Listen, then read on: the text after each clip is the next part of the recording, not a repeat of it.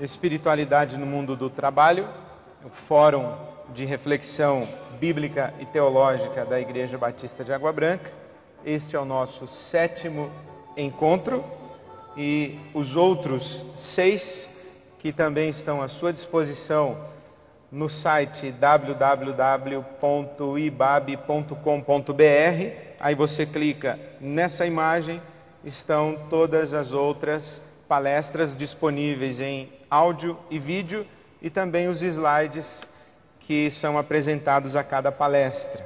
Os outros 6 encontros nós falamos sobre a redescoberta da espiritualidade e a chegada do tema espiritualidade para o mundo do trabalho e para o mundo corporativo. Na segunda palestra nós conversamos sobre o que dizem os gurus da espiritualidade no mundo corporativo. Na terceira nós falamos sobre como as empresas usam o tema ou o conceito de espiritualidade em sua operação e em seu negócio. Na quarta palestra nós falamos sobre a distinção entre religião e espiritualidade e temos enfatizado que a nossa proposta não é levar a religião para o mundo do trabalho, mas a espiritualidade para o mundo do trabalho. E se você quiser aprofundar uma reflexão na diferença entre religião e espiritualidade, é a quarta palestra. Na quinta palestra falamos sobre a relação entre espiritualidade e trabalho, como a nossa peregrinação espiritual afeta a nossa carreira profissional e como nós podemos enxergar a nossa carreira profissional e a atividade profissional e o próprio conceito de trabalho a partir da visão da espiritualidade, especialmente cristã. Na última palestra, sexta, nós falamos sobre o profissional que leva a espiritualidade a sério, o profissional e a espiritualidade. E hoje, a nossa 7ª palestra, vamos falar sobre a empresa que leva a espiritualidade a sério, modelos de espiritualidade corporativa. Na verdade, modelos é até uma força de expressão, porque vamos falar de um modelo só, mas pelo menos um modelo para uma aproximação do tema espiritualidade com uma empresa. A sexta palestra foi sobre o profissional que leva a espiritualidade a sério e essa é a empresa que leva a espiritualidade a sério. Eu penso que qualquer bom administrador vai considerar que a empresa existe para o lucro. Parece essa uma tese consensual. E qualquer bom administrador vai trabalhar na direção da maximização do lucro. E acredito que estas são as variáveis mínimas para que uma empresa se sustente e que tenha êxito na sua jornada. A empresa precisa ter uma estrutura adequada. Um bom administrador vai fazer essa verificação, como que esta empresa está organizada, vai verificar quais são as áreas de atuação dessa empresa, vai verificar quais são as unidades de negócio dessa empresa, vai verificar se o número de pessoas alocadas para cada área é adequado, se não tem uma área com gente sobrando, se não tem área com gente faltando, vai verificar se não há sobreposição de áreas, se não há 2 áreas fazendo a mesma coisa, se não é possível fundir algumas áreas, eliminar algumas áreas, enfim, falando português claro, um bom administrador vai cuidar para que a estrutura da sua empresa seja uma estrutura enxuta. Segunda variável, ele vai tratar, não necessariamente em ordem de importância, ele vai tratar do custo. Ele tem que produzir a um menor custo, ele precisa distribuir o seu produto a um menor custo e ele vai também ter que administrar essa variável chamada margem.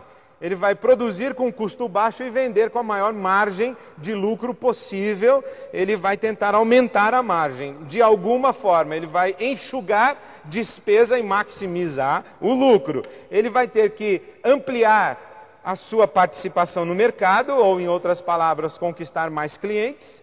Ele vai ter que buscar no mercado os profissionais qualificados, ou no mínimo, investir na qualificação de seus profissionais. O que faz uma empresa, na verdade, são as pessoas que a compõem. Ele vai precisar avaliar os processos, quais são os processos de gestão, quais são os mecanismos de gestão, quais são as ferramentas de gestão, e vai verificar se essa coisa está bem encaixada, se as coisas são feitas na maneira, no prazo, no tempo e os procedimentos de produção. Ele vai investir em boa tecnologia e ele vai investir em comunicação para gerar no mercado um bom posicionamento ou de sua marca ou de seu produto, para que tudo isso aí dê resultado, porque não adianta nada você ter uma empresa que funciona de maneira adequada, mas ninguém sabe que ela existe. Então eu penso que essas são as questões mínimas, as variáveis mínimas que um bom administrador deve zelar para que a sua empresa tenha lucro e lucro maximizado. Bom, eu faço duas observações. A primeira é que, honestamente, não acredito que uma empresa exista para dar lucro. Repito, eu não acredito que uma empresa exista ou que uma empresa existe para dar lucro, que a finalidade precípua de uma empresa é dar lucro. E justifico, e isso não é da minha cabeça. Alguém disse, eu apenas assimilei e considerei suficientemente inteligente para concordar, que é verdade que o corpo humano que não recebe ar não sobrevive. Mas não é verdade que um ser humano vive para respirar. Ele respira para sobreviver, ou ele respira para viver, mas ele não existe para respirar. Da mesma forma, uma empresa que não dá lucro se inviabiliza.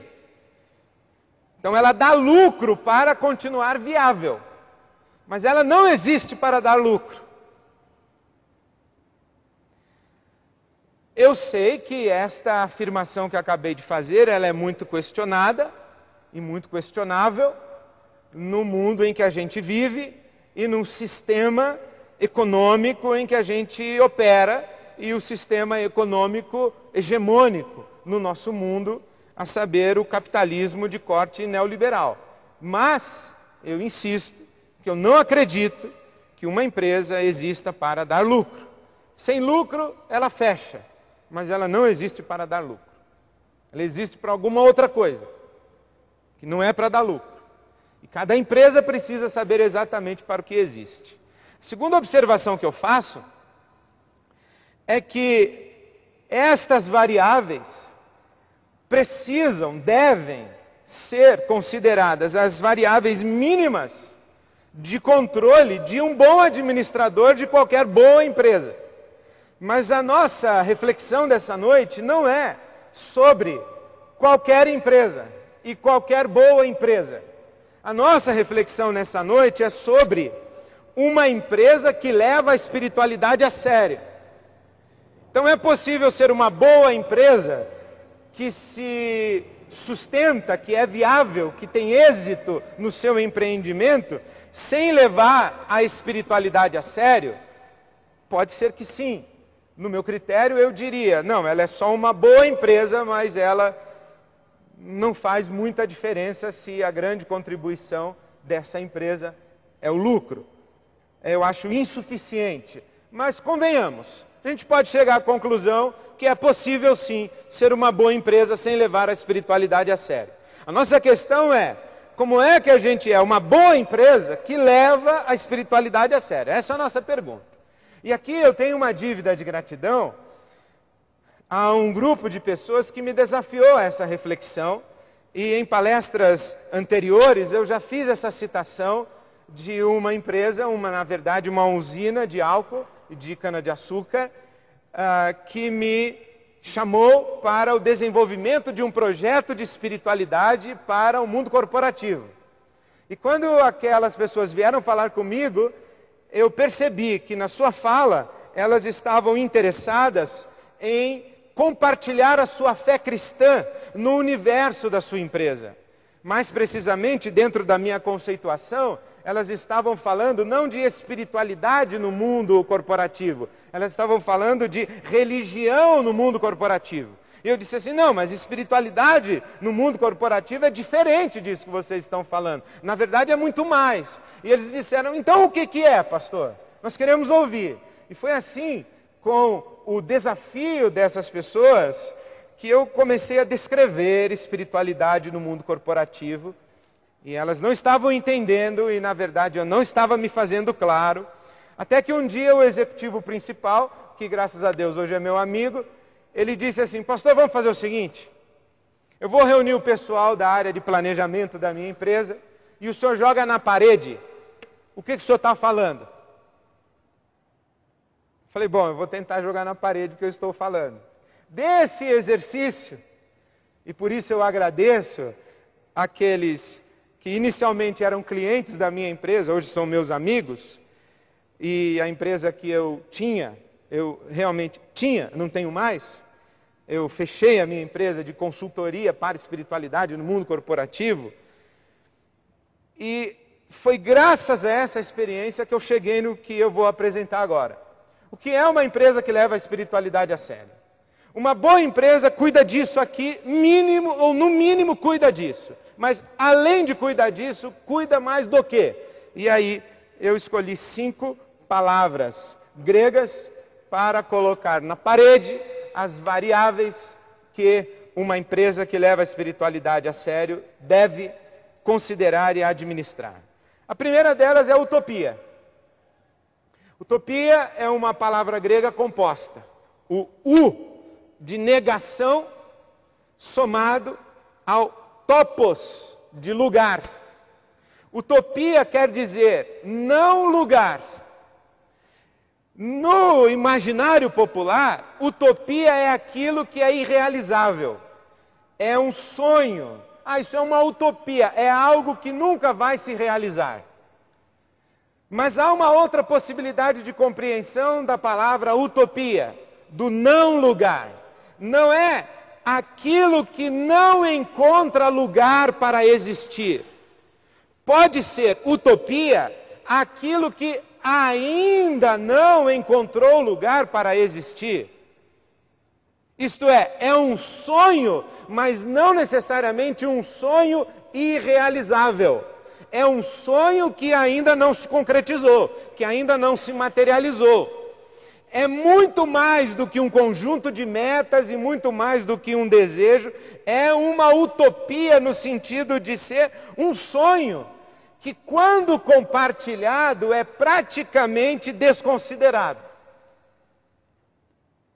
Então, por exemplo, um dos textos que gostei e gosto de ler, o que o Ricardo Semler escreve, ele tem um livro que o título é Você tá louco?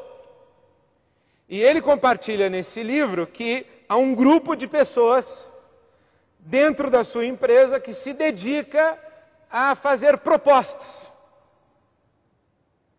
Propostas criativas, propostas inovadoras. E uma proposta que é feita só é discutida se, imediatamente após ser feita, alguém do grupo reagir dizendo, você está louco.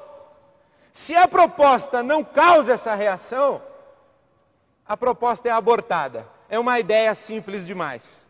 O que eu acho é uma forma de alimentar sonhos e utopias na força de trabalho. Essa ideia sugere para nós que Uma empresa vive para algo muito além dos números e muito além do lucro. Qual é o nosso sonho? Qual é a nossa grande contribuição? Aqui nós estamos falando da declaração de visão e missão de uma empresa. Visão é o que nós queremos ser, visão é o que nós queremos ver acontecer, missão é aquilo que estamos comprometidos a fazer para que aquilo que enxergamos no futuro venha a acontecer e venha a se concretizar. Exemplo de uma visão: eu quero colocar o homem na Lua e trazê-lo de volta em segurança até o final dessa década.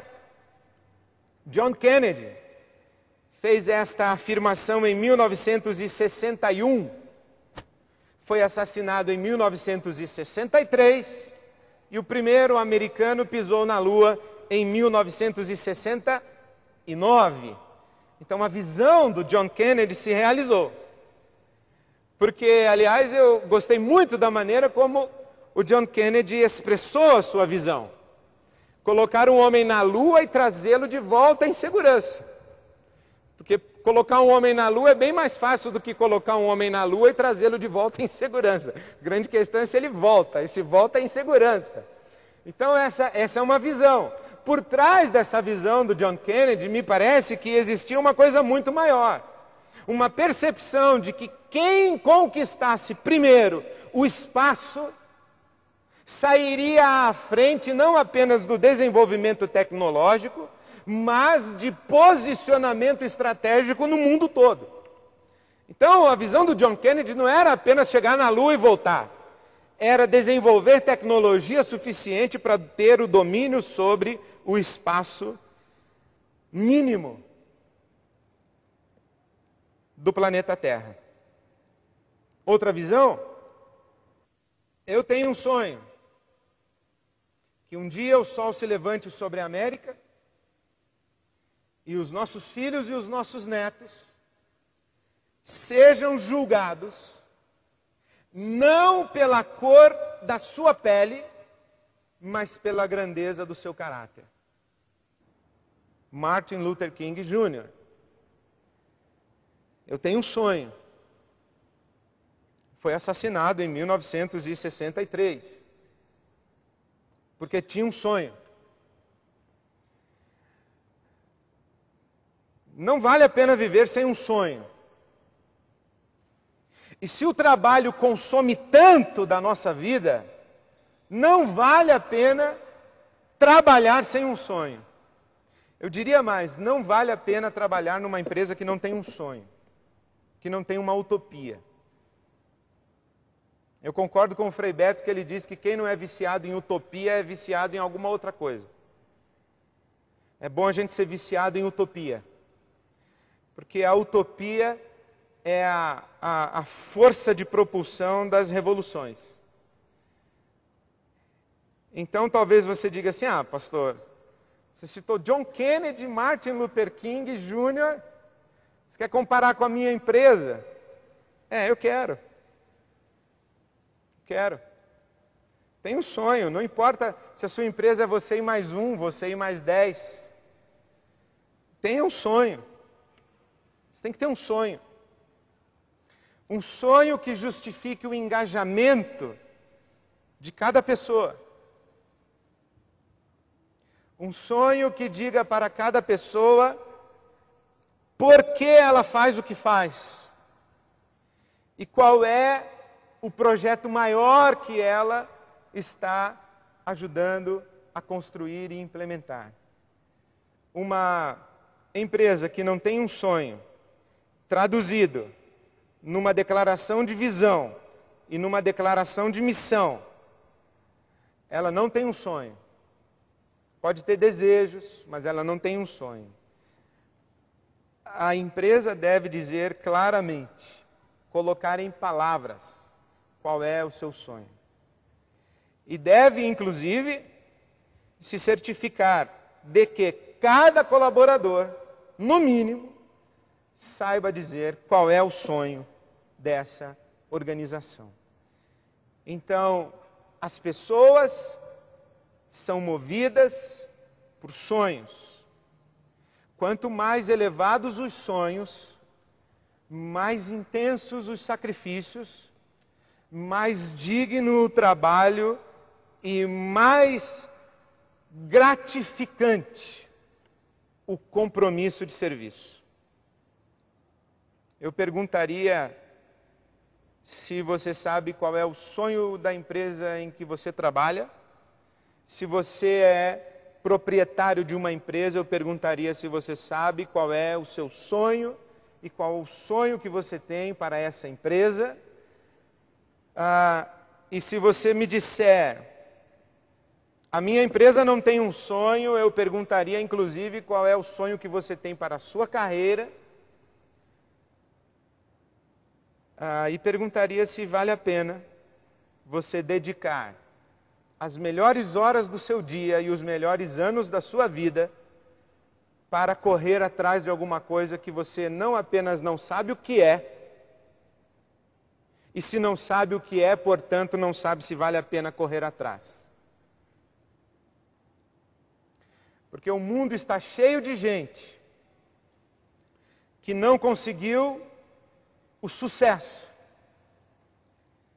Mas também está cheio de gente, como disse o Stephen Covey, que conseguiu subir a escada do sucesso para chegar lá no topo, perceber que a escada estava escorada na parede errada.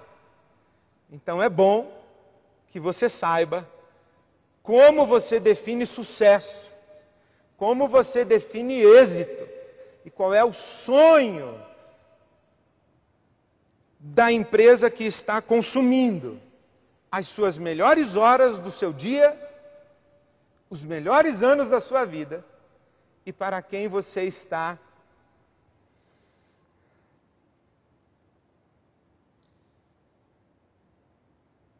eu ia dizer doando, mas achei que não é bem doação. Ia dizer negociando, alugando, mas acho que essas palavras são pobres. Emprestando. Então vou ficar com dedicando. Você está dedicando suas melhores competências, você está dedicando seu esforço, sua saúde, para correr atrás do quê? Então, uma empresa que leva a espiritualidade a sério, ela tem um sonho, ela tem uma utopia, ela tem algo que ela quer ver acontecer no mundo e se sente responsável por ou fazer acontecer ou cooperar para que aquilo seja feito. Segunda palavra que eu sugiro é oikos, de onde vem oikomené, ou ecumênico. Oikos é a palavra cuja tradução mais simples é casa. Oikos é a nossa casa comum. A casa onde moramos juntos. E eu penso que oikos diz respeito ao ambiente interno da empresa. As relações internas da empresa, principalmente. As relações colaborador-colaborador. As relações empresa-colaborador e colaborador-empresa. Como é esse ambiente interno? Como são estas relações internas da empresa?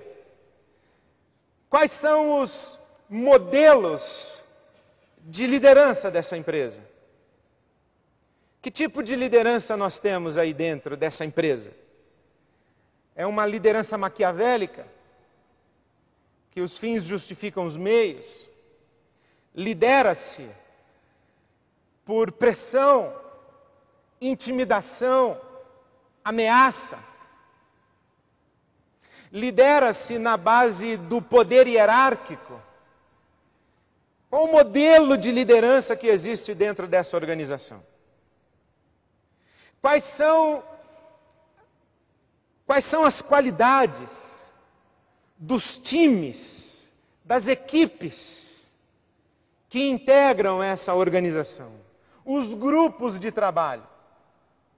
Como se avalia a expressão sinergia dentro dessa organização? Sinergia é mais do que soma. Na soma, 1 mais 1 igual a 1. Na sinergia, 1 mais 1 é igual a... 1 mais 1 na soma, 1 mais 1 igual a 2, né? Desculpa. 1 mais 1 igual a 2 na soma. Na sinergia, 1 mais 1 igual a 3, 4, 5, 10. Um grupo de 5 pode ter potência de realização de mais de 10. Um grupo é sempre mais do que a soma de suas partes. Mas dependendo do grupo, dependendo da qualidade das relações desse grupo, dependendo do estilo de liderança ao qual está submetido esse grupo, a potência de realização do grupo pode ser menor do que a ação individual de cada participante do grupo. Por exemplo, qual é o fluxo de comunicação dessa empresa?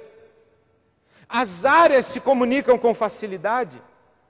Ou há uma competição interna? Há um exercício constante de puxada de tapete?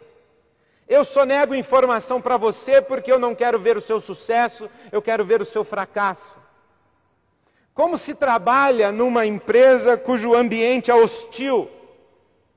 Como se trabalha numa empresa cuja liderança não é admirada?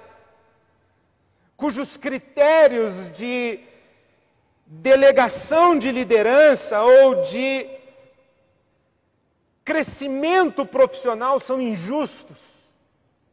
Como se trabalha numa empresa assim? Qual é o ambiente dessa casa comum? Por exemplo, quais são as qualidades da relação colaborador-empresa? Que tipo de serviço? Qual é a entrega que esse colaborador faz para a empresa?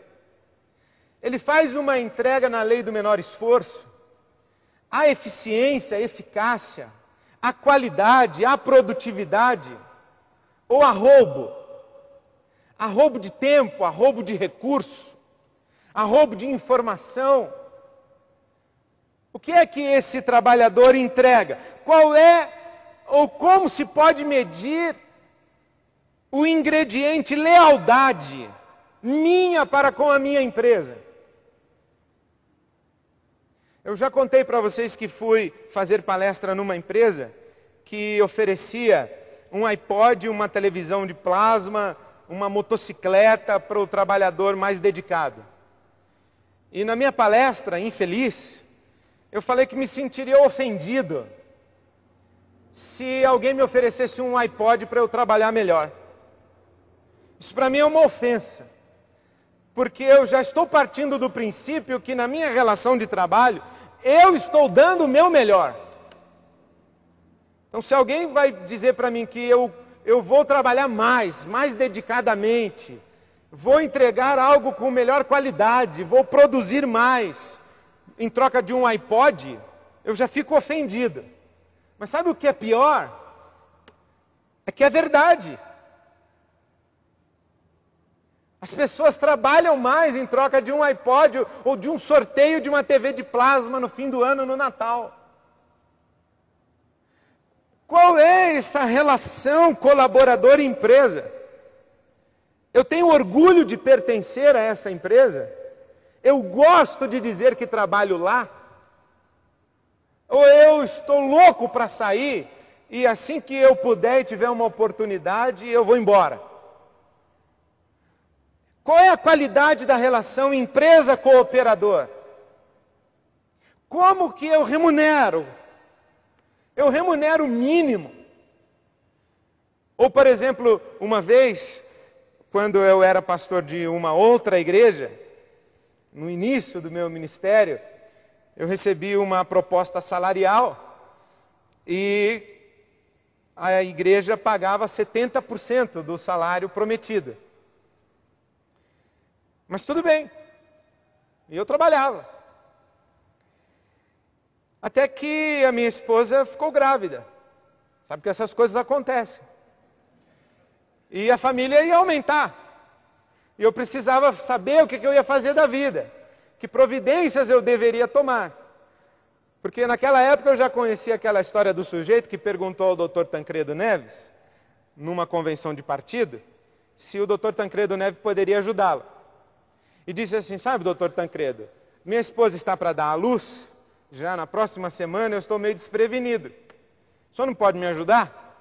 E o Dr. Tancredo teria respondido: meu filho, se você que sabe há 9 meses está desprevenido, imagina eu que fiquei sabendo agora.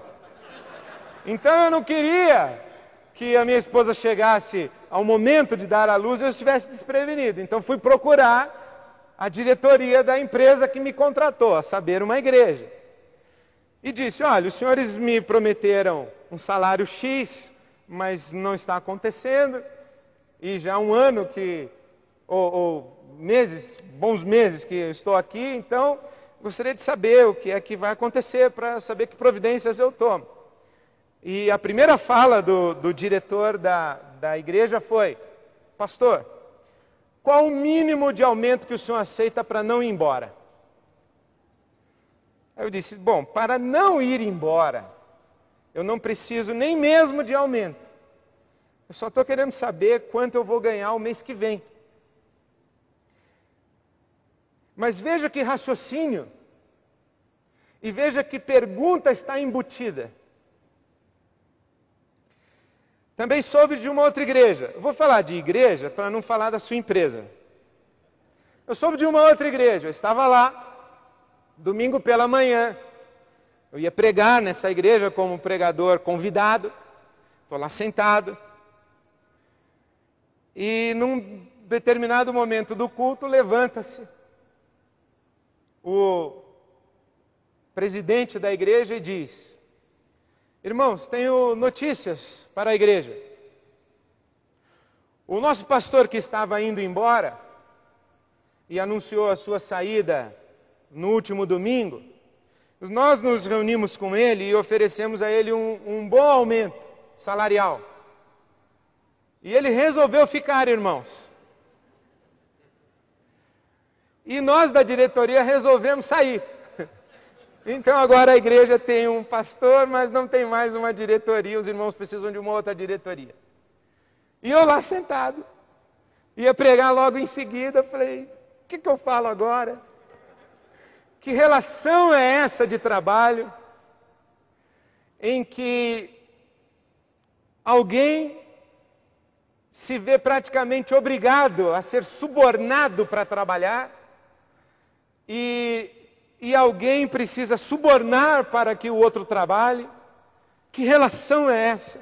Que casa é essa onde eu estou vivendo os melhores anos da minha vida e para quem estou dedicando as melhores horas do meu dia? Essa casa, vale a pena morar nessa casa? Pode ser, inclusive, que eu tenha um ótimo salário e a minha empresa seja muito lucrativa. Mas ela, com certeza, não é uma empresa que leva a espiritualidade a séria, porque a palavra dignidade passa longe das relações que existem no ambiente interno. A terceira palavra é ethos, de onde nós vamos derivar todos os nossos conceitos de ética. Ética tem a ver com princípios, com valores. Valores são aquelas coisas que nós julgamos importantes. Mais do que isso, são coisas que nós não estamos dispostos a sacrificar no processo das nossas relações e das nossas transações. Valores são traduzidos em políticas. Valores são traduzidos em políticas. Outro dia eu fiquei sabendo de uma empresa que fez um extraordinário refeitório para os seus colaboradores. Mas numa pesquisa de clima organizacional, o entrevistador, meu amigo, encontrou vários funcionários que não usavam o refeitório. E ele quis saber por quê. E descobriu que no bandejão eles eram servidos apenas de um pequeno pedaço de carne. Eram trabalhadores braçais do chão da fábrica. Um refeitório de primeiro mundo,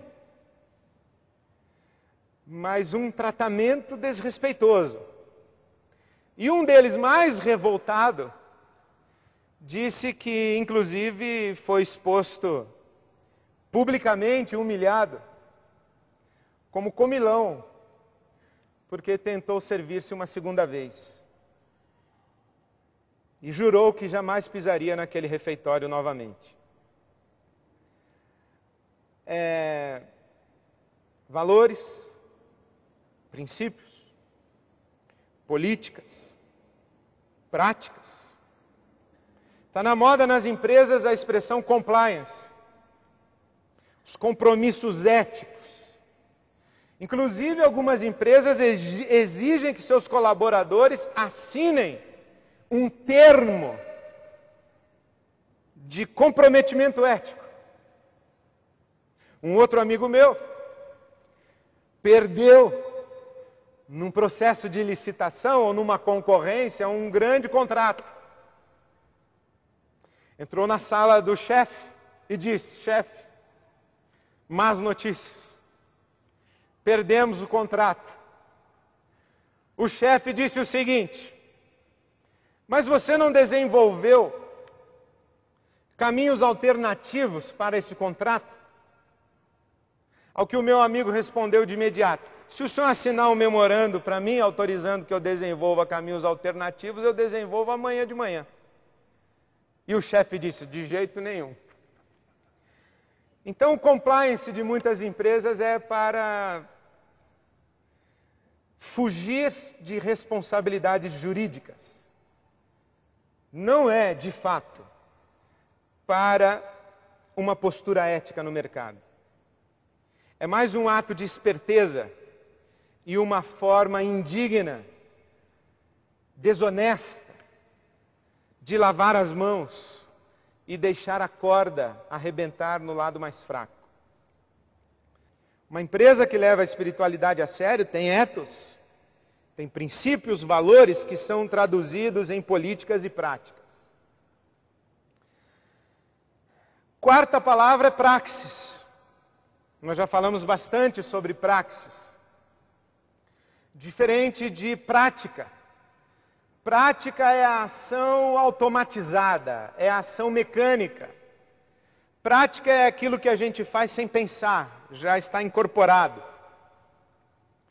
Praxis não.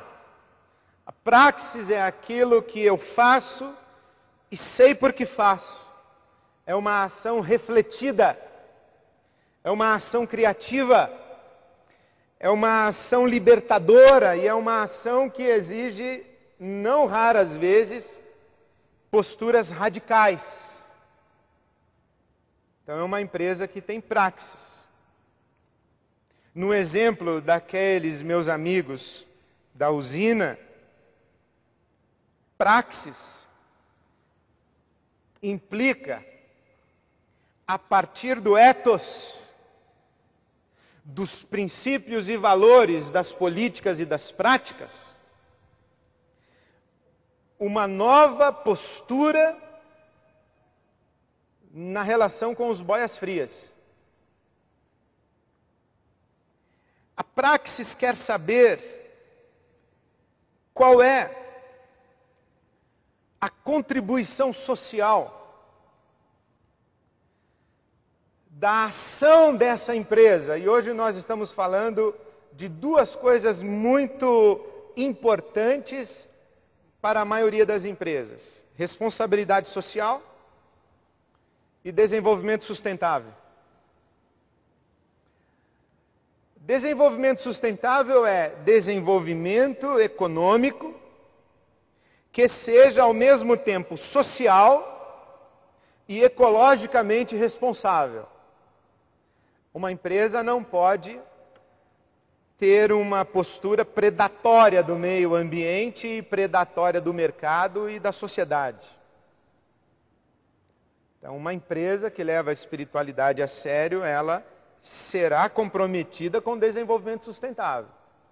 E será comprometida com responsabilidade social. Mas, eu pessoalmente acho que, é claro que existem muitas empresas que desenvolvem programas debaixo desse guarda-chuva chamado responsabilidade social. Mas a maioria das empresas coloca os seus programas de responsabilidade social na área de marketing. Eu acho que é muito interessante. É muito interessante que as ações que estão debaixo do conceito de responsabilidade social não são necessariamente motivadas por uma consciência ética, mas por uma compreensão de que uma empresa com uma boa imagem pública tem mais aceitação no mercado e, portanto, mais possibilidade de êxito. Eu acho, na verdade, um contrassenso colocar responsabilidade social debaixo de marketing. Se você perguntar para mim onde eu colocaria, eu não sei. Mas eu não colocaria debaixo de marketing. Porque já dizia o Kant que toda ação ética movida por um interesse pessoal não é uma ação ética. A ação ética, ela é altruísta, desinteressada. Então, se eu ajudo você a lavar seu carro no sábado à tarde, porque eu estou querendo pedir para que você rache comigo a reforma da calçada, ajudar você a lavar o seu carro não foi uma ação ética. Foi um ato de negociação sem que você soubesse que eu estava negociando com você. Foi uma forma de fazer com que você se tornasse o meu devedor moral, para complicar você na hora de dizer não para o projeto que eu estou propondo para você. Tem nada de ética, tem a negociação. Então a ação ética, a praxis, exige, inclusive, alguma vez que, muito provavelmente, eu tenha que sacrificar lucro. Perder no aspecto econômico para ganhar no capital intangível da postura ética. Então, uma empresa que leva a espiritualidade a sério, se ela tem uma utopia e ela trabalha por algo maior do que lucro, ela tem um zelo pela sua casa, ela coloca um carimbo de dignidade na sua identidade corporativa, ela desenvolve uma postura ética a partir de seus princípios, dos seus valores, e ela está comprometida com transformação social, transformação do mundo, não apenas para a geração imediata, mas para a realidade mais abrangente, inclusive das próximas gerações. Ela precisa estar disposta não apenas a ganhar menos, mas também, quem sabe, até a perder, para que o ganho seja integral e não apenas econômico. Finalmente, minha última palavra é poiesis.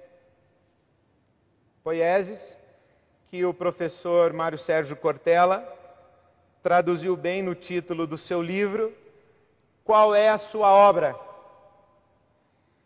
E poiesis é esta palavra que fala do trabalho como uma expressão da própria persona que realiza o trabalho. É quando eu faço um trabalho e eu me vejo no trabalho que eu faço. Eu faço um trabalho e eu me orgulho do trabalho que eu faço. Aliás, eu me lembro de uma experiência que eu li, da Ford, em que um dos diretores chamou a sua equipe de engenheiros e disse: nós vamos fazer um carro. E eu lhes dou 4 critérios para esse carro que nós vamos fazer. Primeiro critério, vocês precisam ouvir o mercado. Saber se o mercado está pronto para um carro esportivo, um carro familiar, que tipo de carro que o mercado está desejando e não encontra. Segundo critério é que vocês vão ouvir toda a empresa, desde o vigilante até o presidente. Vai dar palpite nesse carro. O terceiro critério é que nós não vamos economizar na qualidade.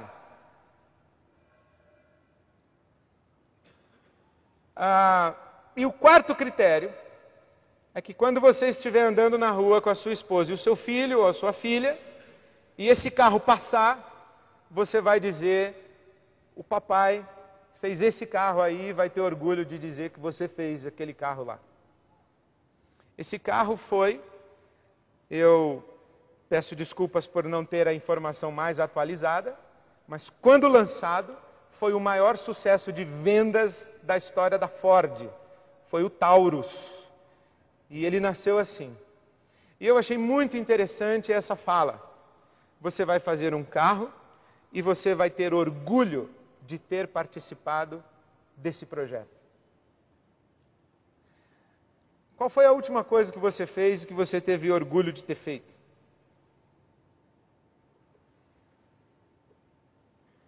Qual foi o último projeto do qual você participou e você teve orgulho de fazer?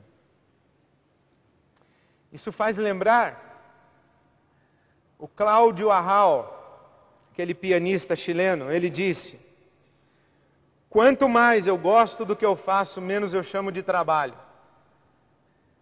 Qual foi a última coisa que você fez no seu ambiente de trabalho que você não chamaria de trabalho? Que foi a sua poiesis, foi a sua obra, foi algo que você fez e que você se colocou dentro daquilo que você fez. Esse é o conceito de inspiração. Quando a gente diz assim que a Bíblia é a palavra de Deus, inspirada por Deus, o inspirar o que é? Então pense o seguinte, que a Bíblia é um livro que Deus trouxe para dentro de si mesmo. Imagine isso. Aqui está uma obra, e quando Deus vê essa obra, Ele diz, essa obra é uma expressão exata do que eu sou. Eu vou trazer esta obra para dentro de mim. Qual foi a última coisa que você fez e que foi inspirativa?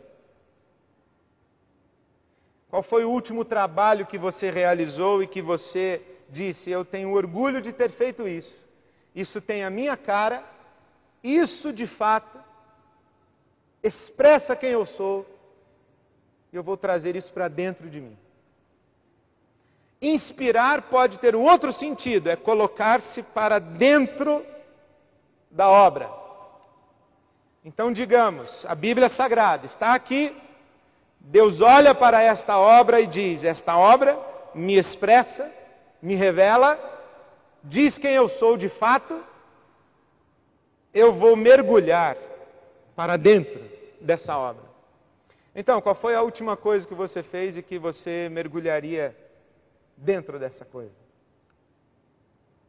Em que você tinha que interromper e interrompia o seu trabalho contrariado. Interrompia porque tinha que interromper. Diferente daquele trabalhador que está batendo, e quando ele faz esse movimento e bate o sinal,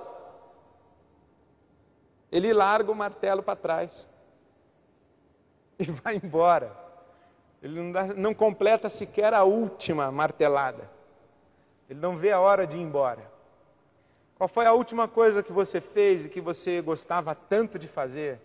Se comprometeu tanto, se doou tanto, que você sequer chamaria aquilo de trabalho, porque você teve satisfação, prazer, gratificação.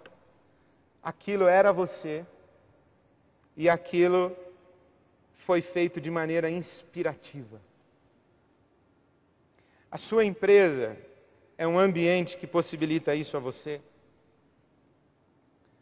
É um ambiente em que você, como trabalhador, tem autonomia, liberdade para exercitar a sua criatividade.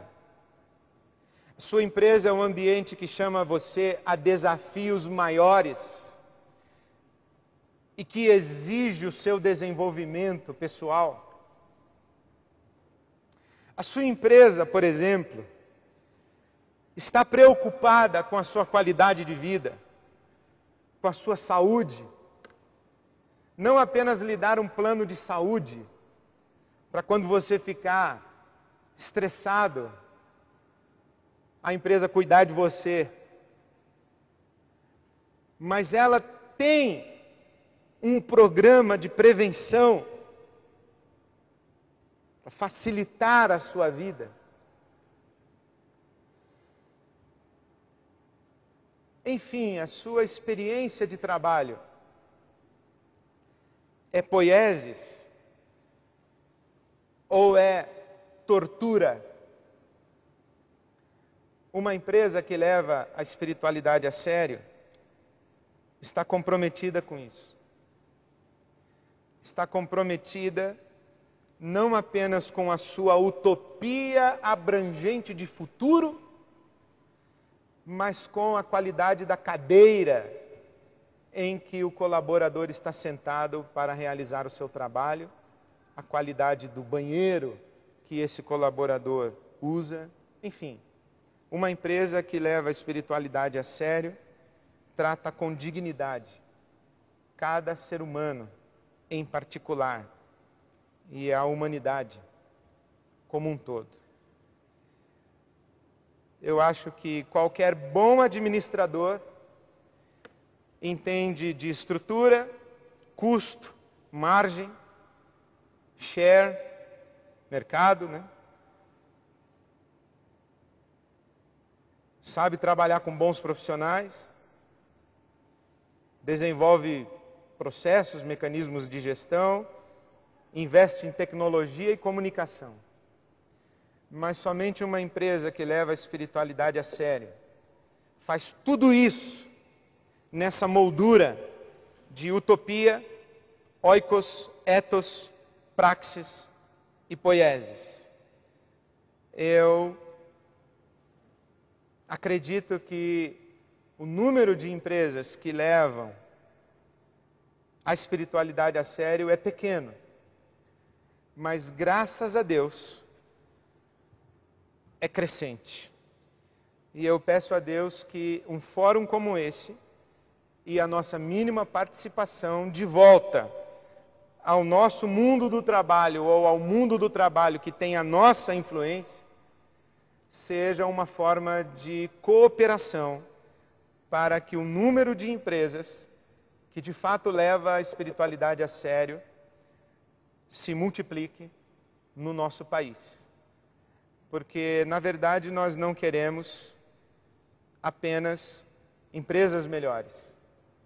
Nós queremos um mercado mais justo, nós queremos uma sociedade mais justa, nós queremos um país, nós queremos um mundo melhor.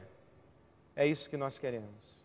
E eu tenho para mim, e encerro com essa minha convicção pessoal,